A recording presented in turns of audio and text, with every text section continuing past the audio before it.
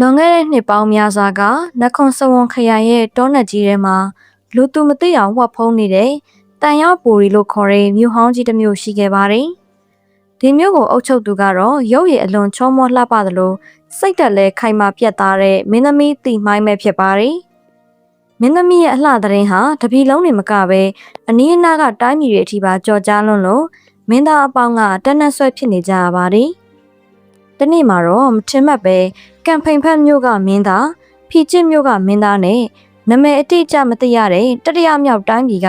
မင်းသားတို့ဟာလက်ထက်ခွင့်တောင်းဖို့အတွက်တန်မိုးကြီးရဲ့ရတနာတွေလက်ဆောင်ပန်နာတွေအပြည့်စုံနဲ့မင်္ဂလာအဖွဲ့ကြီးတွေကိုအပြိုင်ဆိုင်စီတန်းပြီးတန်ရပူရီမျိုးကိုတပြိုင်နက်တည်းရောက်ရှိလာကြပါတယ်။မင်းသမီးတီမိုင်းဟာမင်းသားသုံးပါးစလုံးကိုတပြိုင်နက်ရင်ဆိုင်ရတဲ့အခါမှာအလွန်မဲ့စိတ်လေးသွားပါတယ်။ဘယ်သူ့ကိုရွေးရမလဲဆိုတာဝေခွဲမရသလိ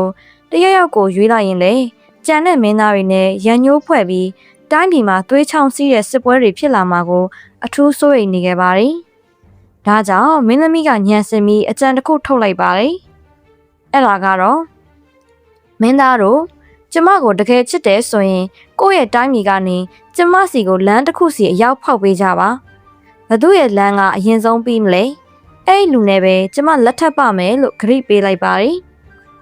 မင်းသားတွေကလည်းဒီစိန်ခေါ်မှုကိုလက်ခံကြပြီးကိုတက်ကိုရဲမက်တွေကိုခေါ်ယူကာလမ်းဖောက်ဖို့အသီးသီးလူစုကြပါရယ်။ကမ်ဖိန်ဖက်မင်းသားကမြို့ရဲ့အနောက်ဘက်ဟူအာဘွန်းတောင်ဘက်ကနေလမ်းစဖောက်ပါတယ်။ဖီချစ်မင်းသားကတော့မြို့ရဲ့မြောက်ဘက်ကနေအင်တိုက်အားတိုက်စတင်ပါတယ်။ဒါပေမဲ့တတိယမြောက်မင်းသားကတော့အနောက်မြောက်ဘက်ထုံထာဆောင်ဆိုတဲ့နေရာကနေစတင်ခဲ့ပေမဲ့တခြားမင်းသားတွေထက်အစပြိုးတာအများကြီးနောက်ကျသွားခဲ့ပါတယ်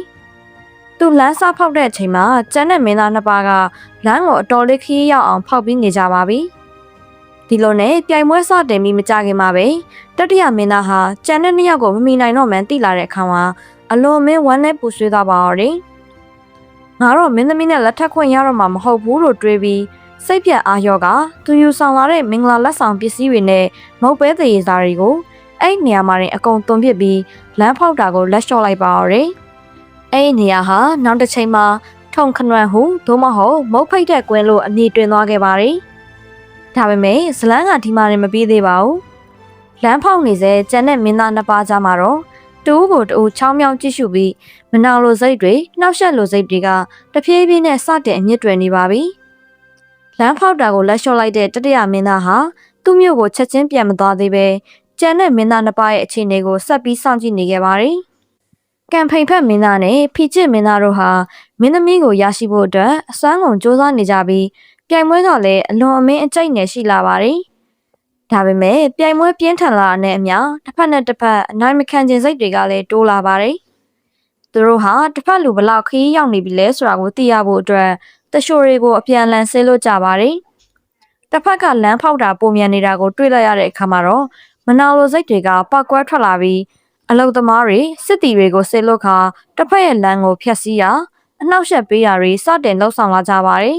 ။အစပိုင်းမှာတော့အသေးအဖွဲအနှောက်ယှက်မှုတွေသာဖြစ်ပေမဲ့နောက်ပိုင်းမှာတော့ဒေါသတွေထိမ့်မနိုင်သိမ့်မရဖြစ်လာခဲ့ပြီးလမ်းဖောက်ဖို့ကင်ထားတဲ့ပေါက်တူရင်းတွေကိုပြစ်ချကဓားတွေလေးတွေမြားတွေကိုကင်ပြီးတစ်ဖက်နဲ့တစ်ဖက်တပ်ဖြတ်ကြပါတော့တယ်။လမ်းဖောက်ပြိုင်ပွဲဟာသွေးချောင်းစီးရဲ့စစ်ပွဲကြီးတစ်ခုဖြစ်ပြောင်းလဲသွားခဲ့ပြီးအစောပိုင်းကလက်လျှော့သွားတဲ့တတိယမင်းသားဟာလည်းအခွင့်ကောင်းကိုစောင့်ကြည့်ပြီးဒီစစ်ပွဲတွေကိုဝင်ရောက်တိုက်ခိုက်လာပါတယ်။ဒီသတင်းကိုမင်းသမီးတီမိုင်းကြားလိုက်ရတဲ့အခါမှာတော့အလွန်ကိုစိတ်နှလုံးထိခိုက်သွားပါတယ်။သူ့ရဲ့အလှပနဲ့ပြိုင်ပွဲကြောင့်အပြစ်မဲ့တဲ့လူပေါင်းများစွာတေကျေပျက်စီးနေရတာကိုမကြည့်ရနိုင်တော့ပါဘူး။စစ်ပွဲကလည်းတစ်နေ့ထက်တစ်နေ့ပိုပြီးပြင်းထန်လာတာကြောင့်မင်းသမီးဟာအားလုံးကိုအဆုံးသတ်ဖို့ဆုံးဖြတ်လိုက်ပါတယ်။သူဟာဘယ်မင်းသားကိုမှမရွေးချယ်တော့ပဲလက်ထပ်ပွဲကိုလည်းဖျက်သိမ်းလိုက်ပါတယ်။ပြီးနောက်စစ်ဘေးစစ်ထံကနေကင်းဝေးဖို့အတွက်သူ့ရဲ့မျိုးသူမျိုးသားတွေကိုခေါ်ဆောင်က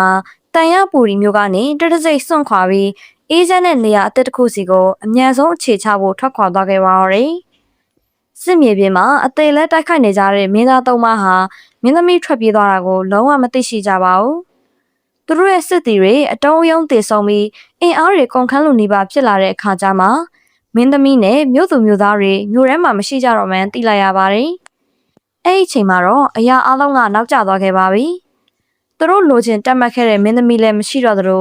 ကျ ကြံရစ်ခဲ့တာကတော့စစ်တီတွေရဲ့အလောင်းပုံကြီးတွေသာဖြစ်ပါတယ်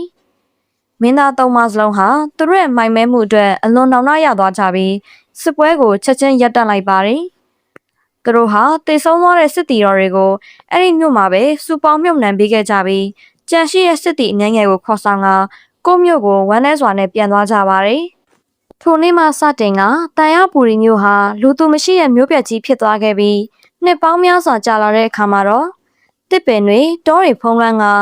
ဒုံမဲနမ်းမိုင်းလို့ခေါ်တဲ့ကျင်းစာသင့်ရှေးဟောင်းမြို့ပြကြီးဖြစ်နခွန်စဝွန်ခရိုင်ထဲမှာယနေ့တိုင်တည်ရှိနေပါရတယ်